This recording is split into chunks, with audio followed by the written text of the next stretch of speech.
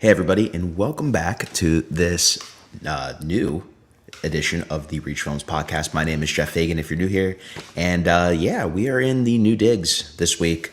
It's been a little bit, I guess it's been a week-long process of moving into this new place, and so I'm currently just, setting everything up, figuring out how I want to do not just the live streams, but how I want to do some of the videos from here as I moved from where I was living in Boca Raton into downtown Fort Lauderdale, which involved, a few things like downsizing because there's a lot less room in downtown Fort Lauderdale, but also being closer to work. I'm starting work at a new place that I could talk a lot more about hopefully soon in the next few weeks.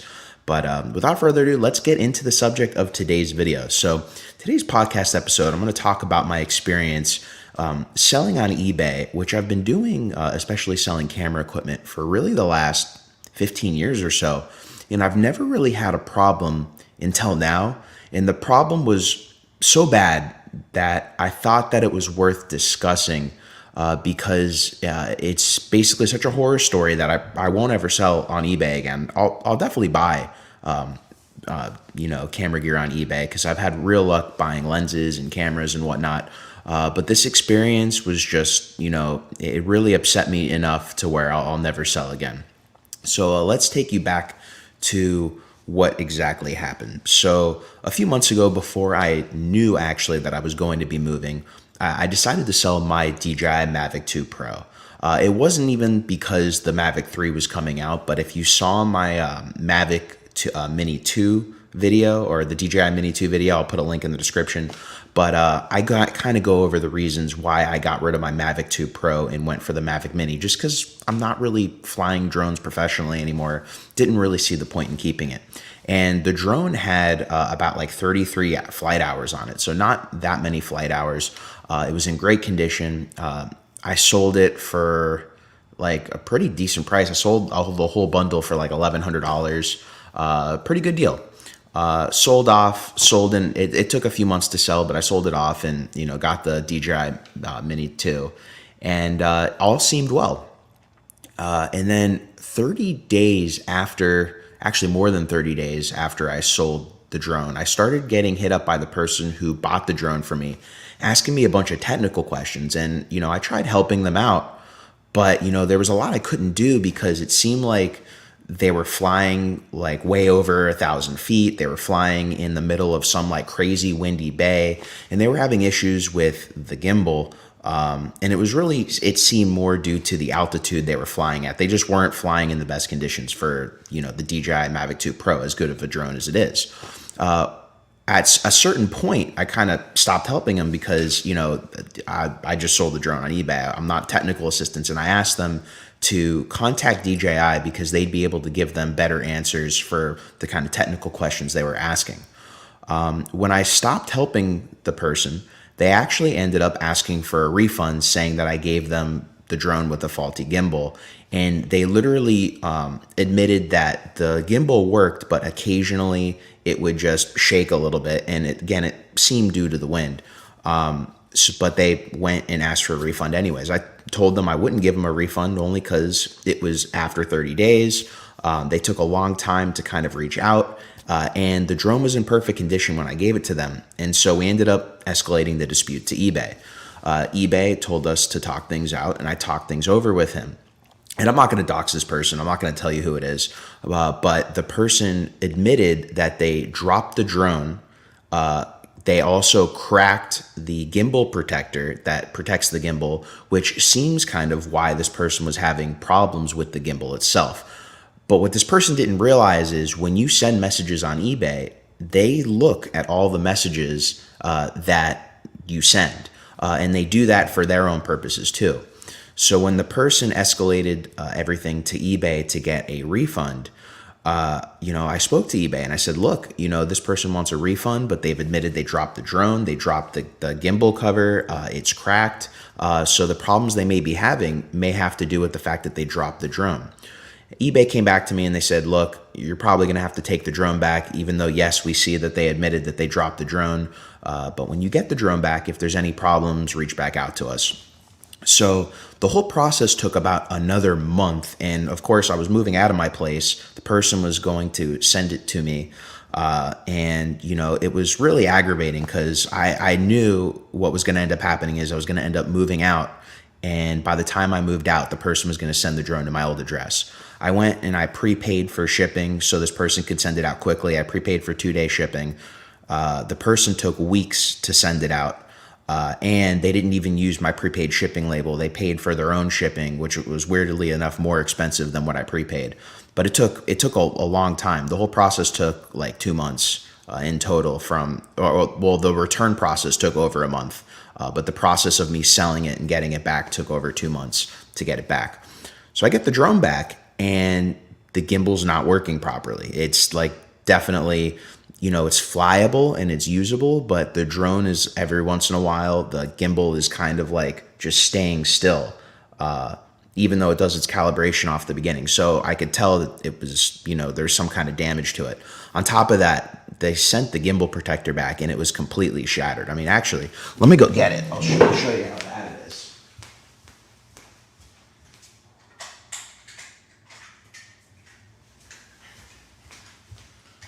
That's what happens when we do these things live. The gimbal protector is completely cracked. It can't. This top piece locks in, but it doesn't lock in anymore. So it's cracked, and the way it cracked, you can tell a decent amount of damage that isn't necessarily cosmetic, but internal to the gimbal could have been done with this. So I spoke to eBay and I told them what happened. You know, I wasn't looking to, you know, screw this guy out of his money, but at the same time, you know, they told me if anything was wrong with it, I could reach back out to them. So I reached out to them, I spoke to them, I showed them the damage to it, and they ended up basically giving this guy back a partial refund, but again, forcing me to accept the refund. Now, the reason I come back to why I'm never going to sell on eBay again is, you know, it comes down to, in the messages, they saw that the person did drop the drone, that they admitted to it, and I don't think they admitted to it knowing that eBay goes through your messages. They also sent video footage of them flying at the crazy high altitudes, which were way above 400 feet. You know, if you're a Part 107 pilot, you can read into, yeah, there's instances where if you're Part 107, you can go above 400 feet, but this guy was even saying he was Part 107. I'm not even going to get into that, but he was not Part 107. The way he was flying and how high up he was not Part 107. So I ended up having to take the drone back. I ended up having to refund him about half the money, and I have the drone back. Now, the reason this is a problem is because the DJI Mavic 2 Pro is discontinued. So in order to fix something like this, essentially you have to do it yourself. I would have to go find either a used gimbal that's in good condition, or I'd have to go find a shop that happens to have a brand new Mavic 2 Pro camera gimbal, or maybe if I want to convert it to a Mavic 2 Zoom. There's just a lot of work that's involved to get this thing, you know, working again. It does fly and it does take video, but the person did break the gimbal. And after selling on eBay for over 15 years, I've never had an issue like this where someone breaks your product, they admit that they broke your product in the messages, and eBay still forces you to accept the return before, you know, they could get the, they have all the evidence in front of them. They admitted that, you know, when I spoke to them, that they saw the evidence, that they saw that the drone, the person admitted that they did drop the drone and the gimbal cover and that it was cracked. However, they still forced me to accept the return, even with my flawless track record of selling on eBay.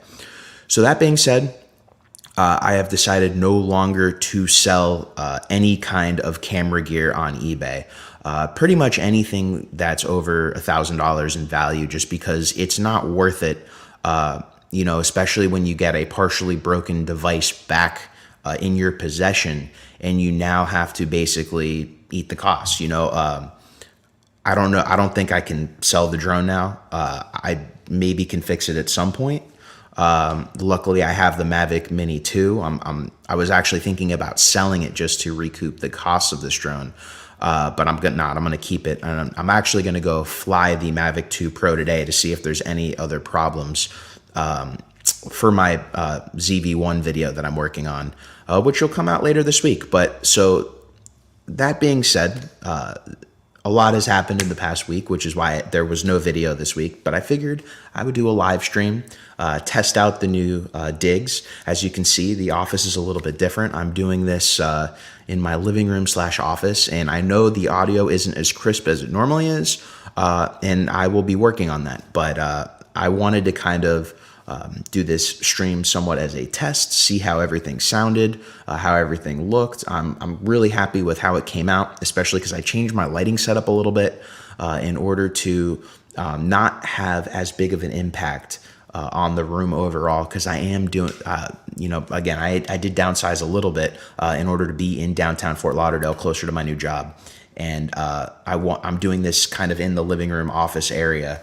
Although the room is bigger, so we have a little bit more shallow depth of field, as you can see behind me, but I am enjoying it so far. Let's go over to the comments. I know I'm doing this very randomly, so thank you all for joining me. I got Gaffer and Grips, sorry to hear that. Take a GoPro onto it.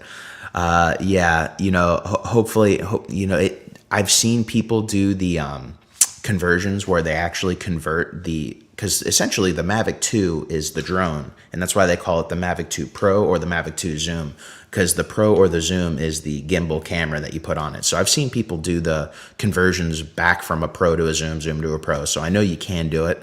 So I may do it at some point. I'm not, the new job I'm doing, I don't really believe they're going to rely on much drone work. I'm actually going to be using all of their cameras. They use all Sony. Although I'll still use the Komodo and stuff eventually for some stuff. But yeah, I think for the next year, just to keep you guys up to date, I'll still be doing some freelance work. I still have the Star Trek fan film. We're actually filming the first leg of the new reshoots on the 20th of November. So I'll have some really cool content from that shoot coming out soon. And that will be on the Komodo, Pocket 6K, Pocket 4K, the works of all the cameras.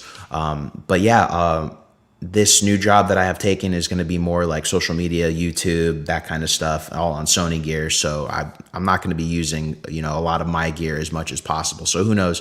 I may downsize my gear a little bit. I probably won't sell the Komodo, but we'll see. Maybe sell the Pocket 6K since I don't really need it at this point. I'm actually back to using the Pocket 4K here as the YouTube camera, streaming camera. I was using the Pocket 6K, as some of you may have noticed, for the past few videos, just to see how it works. And it is a tad bit sharper, but I think for YouTube in the end, going between the Pocket 4K and the 6K hasn't really made like a huge image quality difference just for YouTube stuff. It's really more for the professional stuff where I need that 6K resolution that I've seen the difference where you can actually, see the higher bit rates on your computer. So we'll see. I'm keeping it for the next Star Trek Axonar fan film shoot. But past that, I don't know if I'm going to need the 6K anymore. So we'll see. We'll see if I keep it. But if you guys have any questions, feel free to put them in the chat. If you're listening to the audio version of this, there was really no video in this live stream other than me talking, so you're not really missing anything out. But if you are listening to the audio version, make sure to subscribe to the YouTube channel so you can see these videos when I do go live, and you can take part, get in the comments. I'll try to stick to a regular day. I'm kind of waiting before I dedicate a specific day to live streaming until I start work this week, and figure out kind of what exactly my schedule is, because I do know I will be traveling a decent amount for this job as well and working on some weekends. So I just wanted to make sure and figure out what exactly the deal is. But yeah, I'm going to keep this video nice, short. I'm also going to go back and review it afterwards just to see how bad the echoing is, what I can do to kind of fix it. I guess the other thing too is, luckily I actually am doing this now with my computer right here, my actual 5K iMac, so I can actually see everything as I'm doing this live stream, which is pretty cool. I wasn't able to do that in my office, even though I had more room to do that in the office before. You may notice I have some things from the office before I actually got the posters hung up and whatnot. But I am excited to be here. There's going to be some really cool content coming out because I'm actually really excited to be filming where I'm at. I mean, I took a bike ride yesterday throughout downtown Fort Lauderdale, and there's just some really, really cool sights. I guess some of the things I can talk about coming up on the channel before we wrap up. Viltrox reached out to me about their new focal reducer for RF mount cameras. Specifically, they mentioned the C70 and the Red Komodo. So I will be getting that soon and be doing a review on Viltrox's focal reducer for the Red Komodo and RF mount cameras. So stay tuned because I'm actually really excited to play with that as it's very competitively priced as is, most of the Viltrox focal reducers. And for the work that I'd be using it on, I actually rather have something in that price category than not, just because I typically don't use focal reducers at this point on paid gigs, just because of the inherent, how it changes the quality of the glass. But for stuff like with the Helios, I'm actually really excited to play with the focal reducer and the Helios to get more of a full frame field of view on the Komodo, that extra stop of light, making that f2, I think makes the f2 like a 1.4 as far as stop of light. So I'm excited for that. And I'll be able to actually properly test out the anamorphic bokeh adapter and do that more at night. With the Red Komodo, getting that extra stop and getting some cool bokeh balls in the background. So stay tuned. I should get that in a few weeks. So yeah, that's going to be it for today's video. Thank you for those who did join live. I know this is a little early, especially for those on the West Coast. It's pretty early. Here in the East Coast, it's almost noon. We're getting closer to lunchtime, but yeah, thank you for joining me, everybody. Thank you for putting up with this somewhat echoey audio, but yeah, I think this was a cool first stream, and I will catch you guys in the next video. Thanks again, and if you like what you saw in today's video, make sure to hit that like, subscribe, and notification bell to not only see more live streams like this, but to see more content on the channel as it comes out. My name's Jeff Fagan. Thank you for watching, everybody, and I will see you in the next video.